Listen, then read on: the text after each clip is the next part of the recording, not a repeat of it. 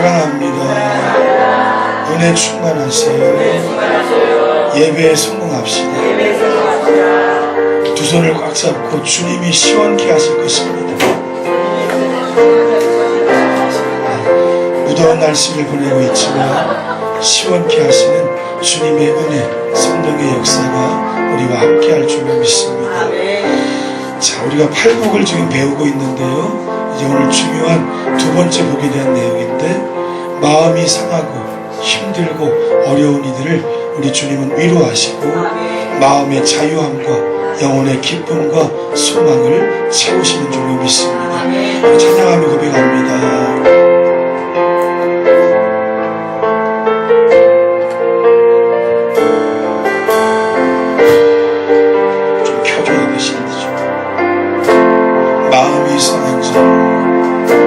마음이 상한 자를 고치시는 주님,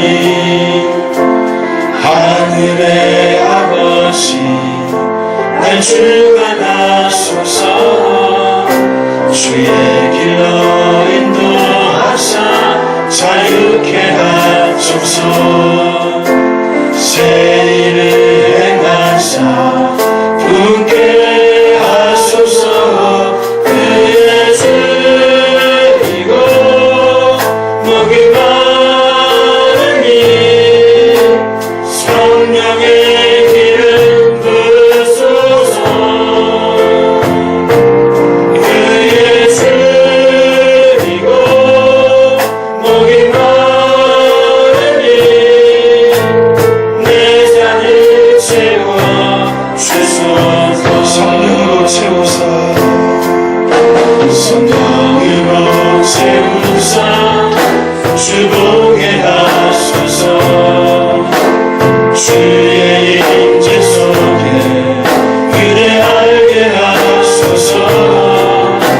주 뜻대로 살아가리 세상 끝날까지. 나를 믿으시고 새날 열어주소서. 그의 주이고 목이 마르니 성령의 기름 부으소서.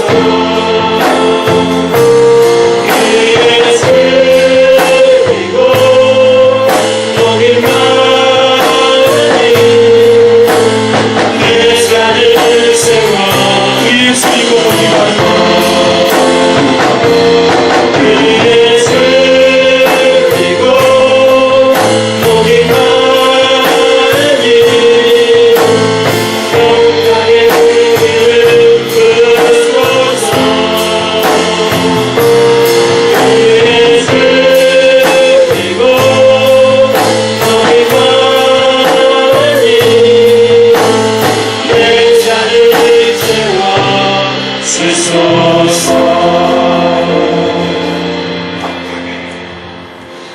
주님을 사모하여 의에 줄이고 목이 마른 자를 우리 주님은 채워주시는 줄로 믿습니다.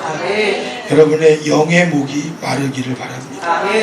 세상 어디를 가도 영적인 목을 채워주고 물을 적셔주는 곳은 없기에 하나님으로 채움받지 않으면 내 목은 늘 갈급한 것이다.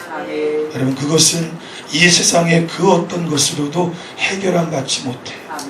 밤을 새 술을 먹어도, 밤을 새 춤을 춰도, 밤을 새 도박을 해도, 밤을 새워서 인간적인 모든 것을 탐닉해도 영이 기갈한 것을 해결할 곳은 없어요. 오직 하나님, 우리 주님께만 답이 있는 줄로 믿습니다. 이 은혜가 날마다 충만하기를 바랍니다. 따라해보죠. 무더운 여름날 팔복을 누리면 된다. 팔복을 누리면 여러분의 영혼이 시원해질 줄로 믿습니다. 오늘 이제 두 번째 복, 애통하는 자의 복인 위로의 복에 대해서 살펴보려고 합니다. 오늘 4절은 선포하고 있어요. 애통하는 자는 복이 있나니 그들이 위로를 받을 것이며. 여러분, 첫 번째 말했던 심령이 가난한 자의 복은 뭘까요?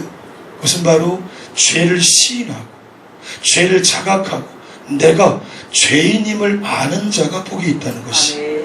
이제 두 번째 복은 바로 애통한다는 것은 내 죄를 아파하고 내 죄를 몸부림치며 괴로워하고 그 죄를 하나님께 회개하는 자의 복을 말하고 있어요. 여러분, 애통하는 자의 애통함은 죄를 시인하는 바로 심령이 가난한 자야만 할 수가 있습니다. 그 말씀을 잘 이해해야 돼요. 심령이 가난하여 내가 죄인임을 인정하지 못하면 어떨까요? 내 죄를 회개하거나 고백할 수가 없어요. 심령이 가난한 내가 죄인이요, 나는 죄밖에 질 수밖에 없는 연약한 존재임을 깨닫고 아는 자만 애통 곧 하나님 앞에 회개할 수가 있다는 것이죠. 칼빈은 이렇게 말합니다. 애통하는 자란 마음이 하나님을 향한 가난한 자들의 심령 상태이다.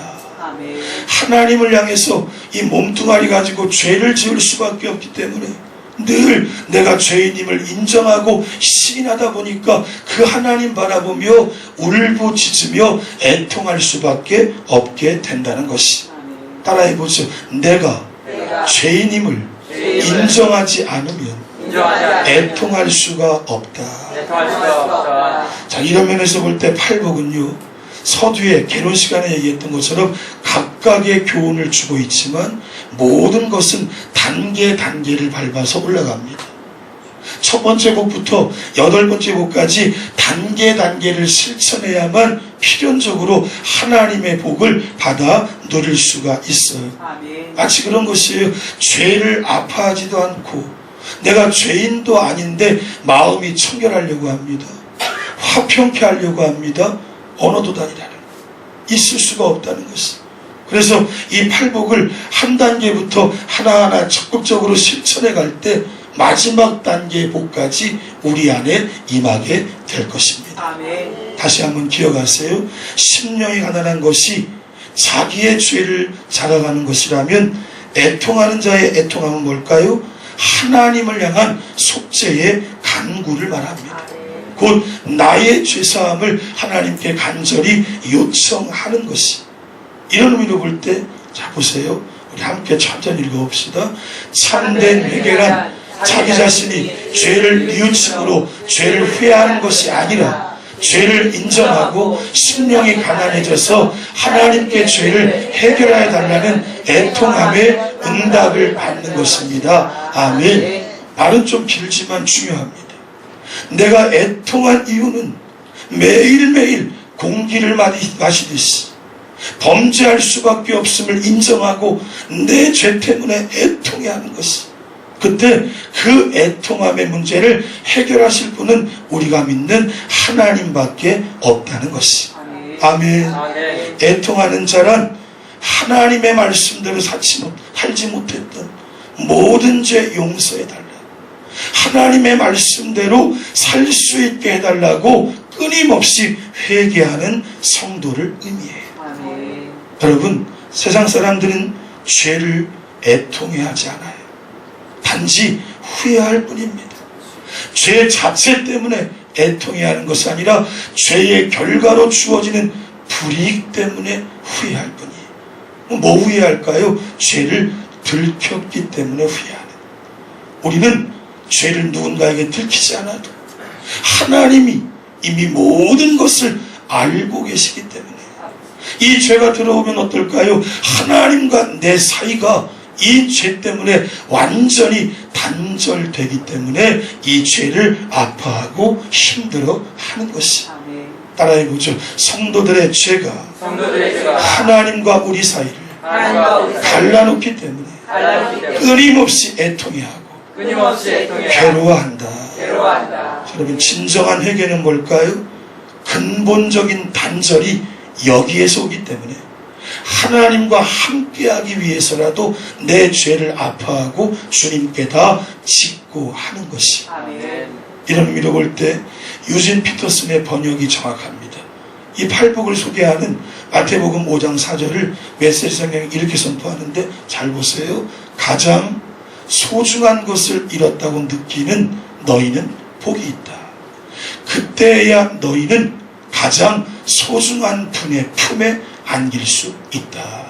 아멘. 이 의미를 잘 기억하세요. 내가 지은 죄 때문에 나는 결코 하나님과 함께 할 수 없어요. 거기서 오는 아픔과 거기서 오는 고통은 너무나 괴로운 것이에요.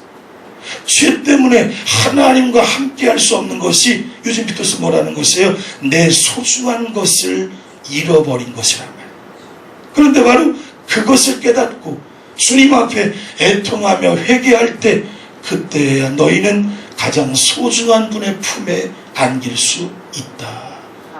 이것은 중요합니다.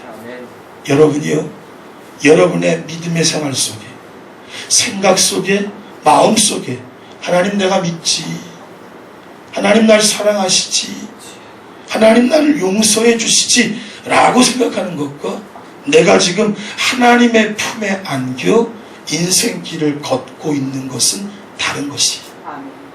여러분의 생각에 하나님과 연결되어 믿음을 소유했다 할지라도 죄를 해결하지 못했다면, 죄 문제 때문에 아직도 부딪히고 있다면 나는 하나님의 품에 안겨 있는 것이 아니에요. 소중한 그것을 다 잃어버리고 있는 것이, 근원이 힘이 든 것이. 여러분, 삶의 문제를 오전에도 말했지만 환경에 두지 마세요. 내 앞에 있는 그 사람에게 두지 마세요. 내가 지금 주님의 품에 안겨 주님과 함께 동행하고 있는가? 아니면 주님의 품은 너무 먼데 말이죠, 나 혼자 믿음이 있다고, 나 혼자 하나님 사랑이시라고, 나 혼자 하나님의 은혜 있다고 이렇게 주장하는 것과 다르다는 것이에요. 그러니 믿음의 삶을 살아도 너무나 힘이 들고 어렵고 괴로울 때가 있다라는 것이. 여러분, 그런데 이 말씀을 통해 우리에게 주시는 것이 있다면 이 두 번째 복은 뭘까요? 우리 주님이 회개를 부끄러운 행위로 보지 않고 복된 행위로 보시고 축복해주고 계시다는 사실이에요. 아멘. 아멘. 이것은 너무나 중요합니다. 세상 사람들은 자신의 잘못을 인정하기를 부끄러워해요. 자신의 잘못을 떠벌리지 않고 그저 감추고 끊임없이 나약한 모습으로 아닌 척하며 살려고 합니다. 그런데 성경은 회개를 하나님이 주시는 팔복의 두 번째 축복으로 우리에게 선포하고 있는 것이. 아멘. 아멘. 아멘. 아멘. 아멘. 자, 우리 중에, 자, 눈이 피곤하니까 좀 어깨 좀 풀읍시다. 피곤하죠. 우리 중에 죄인이 아닌 자가 있을까요? 나는 죄인이 아니다. 손 들어보세요. 나는 죄인이 아니다. 여러분, 우리는 모두 어린아이에서부터 어르신들에 이르기까지 죄인임을 인정하죠. 그러면 반드시 죄로 인해서 애통해 본 적이 있어야 돼요. 죄로 인해서 내 마음속에 하나님과 함께 살아가고 하나님과 함께 동행하며 바르게 살아야 하는데 그럴 수 없는 내 약함 때문에, 그 찢어지는 마음 때문에 괴로워하고 힘들어하고 아파할 수 있어야 한다는 것입니다. 바로 이들에게 하나님의 두 번째 복인 위로가 온다는 것이. 여러분, 만약에 내 죄 때문에 아파해 본 적이 없다, 반드시 그 시간을 가지셔야 돼요. 아멘. 아멘. 반드시 회개의 자리에 나아가셔야 돼요. 아멘. 반드시 하나님과 면대면 독대하면서 내 모든 죄를 가슴을 찢으며 다 토해내는 그런 회개의 시간이 있어야만 합니다. 아멘. 여러분, 그래서 십자가를 지고 걸어가시는 주님의 뒤를 많은 여인들이 따라오고 있었는데 그 여인들을 향해 그들이 막 울잖아요. 주님 뭐라 그래요? 너와 너희 가정, 그리고 너희 자신을 위해서 울라고. 나 때문에 울지 마라. 너를 위해 울어. 너가 지은 죄는 그토록 하나님과의 관계를 단절시키고 너에게 참된 행복과 참된 소망과 영생의 기쁨, 그 감격을 잃어버리게 만들고 있으니 그것 때문에 울라는 것이. 우리 누가복음 23장 함께 읽겠습니다. 그들이 예수를 끌고 갈 때 시몬이라는 구레네 사람이 시골에서 올라온 것을 붙들어 그에게 십자가를 지워 예수를 따르게 하더라. 또 백성과 및 그를 위하여 가슴을 치며 슬피 우는 여자의 큰 무리가 따라오는지라. 예수께서 돌이켜 그들을 향하여 이르시되 예루살렘의 딸들아 나를 위하여 울지 말고 너희와 너희 자녀를 위하여 울라. 너희와 너희 자녀를 위해 울라. 이것은 바로 내 죄 때문에 아파하고 힘들어 하라는 것이, 여러분의 자녀들이 죄악 가운데 뒤대이고 있을 때도 그것이 나의 죄로 여겨져서 내가 힘들어하고, 다니엘처럼 민족의 모든 죄를 자기의 죄로 받아서 자신이 애통해하고 찢긴 가슴으로 하나님 앞에 나아갈 때 하나님은 그에게 역사를 이루어 주신 것이, 우리는 먼저 우리 자신들의 죄를 애통하는 자가 되어야 합니다. 이것이 진정한 회개예요. 이 회개하는 자의 심령에 천국의 복이 임하여서 하나님의 위로를 받을 수가 있다는 것이에요. 여러분, 그래서 우리 주님이 이 땅에 맨 처음 오셨을 때 첫 번째 선포한 메시지 뭐예요? 주님의 길 예비했던 세례 요한이 첫 번째 선포했던 메시지가 뭐예요? 회개하라, 천국이 가까웠느니라. 이 메시지만이 범죄한 모든 인생들을 살려낼 수 있는 길이었기 때문에 그래요. 마태복음 3장의 말씀 함께 읽어봅시다. 그때 세례 요한이 이르러 유대 광야에서 전파하며 말하되 회개하라 천국이 가까이 왔느니라 했으니, 이때부터 예수께서 비로소 전파하여 이르시되 회개하라 천국이 가까이 왔느니라 하시더라. 아멘. 여기서 회개하라는 말씀은 뭘까요? 애통하는 자가 되라는 것이. 이 애통함은 하나님을 필요로 한다는 간구의 기도인 거예요. 여러분, 다시 기억하세요. 죄가 내 안에 있는 한 하나님은 나와 함께 할 수 없어요. 거기서 갈증이 오는 거예요. 거기서 답답함이 생기는 거예요. 거기서 문제가 불거지기 시작하는 것이. 그러니 하나님과 함께 하고 싶은 자, 내 안에 있는 죄를 속 근원에서부터 뿌리채 뽑아 다 제거하기 위해 몸부림을 칠 수밖에 없는. 아멘. 여러분, 그래서 죄를 아파하며 애통하는 자, 그들은 하나님을 요청하고 있기 때문에 하나님은 자신을 필요로 하는 자에게 언제나 함께 하시는 줄로 믿습니다. 하나님이 함께 하시면 내 모든 죄가 사함받고 내 모든 문제의 원인을 찾고 그리고 모든 것에서 결핍이 채움받는 은혜를 누리게 되는 것이. 여러분, 그래서 하나님은 이 죄 때문에 애통하는 눈물 흘리는 자에게 반드시 죄 용서를 받음으로 위로를 받게 될 것임을 시편 126편 5절에 선포합니다. 함께 읽으세요. 눈물을 흘리며 씨를 뿌리는 자는 기쁨으로 거두리로다. 여러분, 이 눈물을 흘리며 씨를 뿌린다는 해석이 많겠지만 여러분이 하나님을 함께 만나기 위해서 눈물로 주님 앞에 회개할 때 그는 반드시 기쁨으로 결과를 맛보게 되는 거예요. 이 기쁨으로 거두는 것이 위로예요. 여기서 지금 애통하는 자에게 위로를 주신다고 했는데 이 위로는 바로 죄사함의 기쁨을 주는 것이에요. 내게 죄사함의 기쁨을 주면서 그것을 통해 하나님의 영광에 이르게 하십니다. 다시 한번 보세요. 위로란 애통함으로 자신의 감정이 누그러지는 상태가 아닌 거예요. 뭐 그런 거에 울고 나면 시원해지는 그런 게 아니에요. 누군가에게 다 말하고 나면 후련해지는 그런 게 아니에요. 어떤 상담을 받고 나면 내 마음이 정리가 되는 그런 게 아니에요. 이것은 바로 애통하는 자가 받는 위로, 우리 주님이 내게 주시는 것으로 죄사함의 기쁨인 줄로 믿습니다. 이것은 바로 해결을 의미하는 것이에요. 여러분, 그래서 위로받는다는 것은 예수 그리스도의 의로워짐을 통해 곧 죄사함 받음으로 위로를 받게 됨을 뜻합니다. 그래서 이것을 하실 수 있는 분은 예수 그리스도밖에 없는 것이에요. 그가 나의 죄를 사함받도록 인도해 주시기 때문에. 하나님은 이사야 선지자에게 이런 말씀을 주셨어요. 이사야 40장 1절 읽겠습니다. 너희 하나님이 가라사대 때 너희는 위로하라 내 백성을 위로하라고 하셨을 때. 내 백성이 누굽니까? 죄를 시인하며 하나님의 자녀가 된 모든 성도들, 그들을 위로하라고 하셨어요. 그들에게 참된 기쁨과 은혜를 주라는 것이. 자, 그래서 다시 한번 이 말씀 속에 위로의 내용은 뭘까요?